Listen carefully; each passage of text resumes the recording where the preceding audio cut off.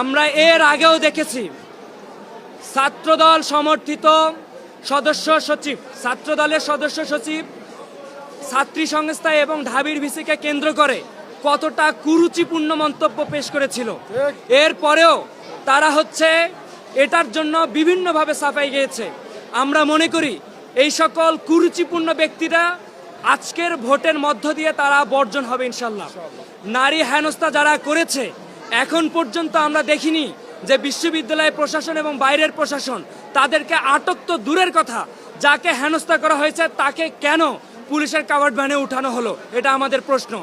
আমরা তাদের উপযুক্ত শাস্তি চাই, তাদের যেই শাস্তি দেওয়া উচিত, যেই শাস্তি আইনে বলে আমরা সেই শাস্তি দাবি করছি।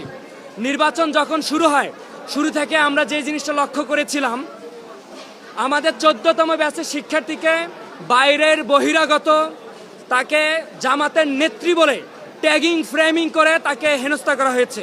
অথচ এই ক্যাম্পাসে 8 ব্যাচের স্টুডেন্ট বিশেষ বিবেচনায় শিক্ষার্থী ভেবে তারা এখানে ভোট ক্যাম্পেইন করতেছে।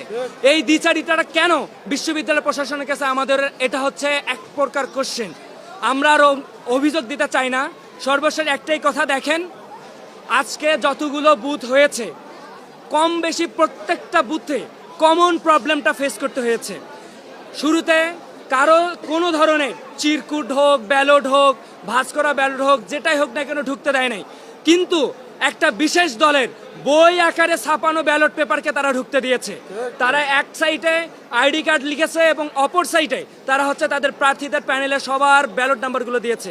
আমরা দেখেছি পোলিং এজেন্টে থাকা অবস্থায় তারা এইটা ইনশিওর করতেছে যে তারা এটা বারবার বিলি করতেছে। আমরা এটা বারবার অভিযোগ করছি, নির্বাচন কমিশনার নিষেধ করছে, কিন্তু প্রিজাইডিং অফিসার পর্যন্ত এই কোশ্চেনটা যে তাদের কান পর্যন্ত পৌঁছায় নাই।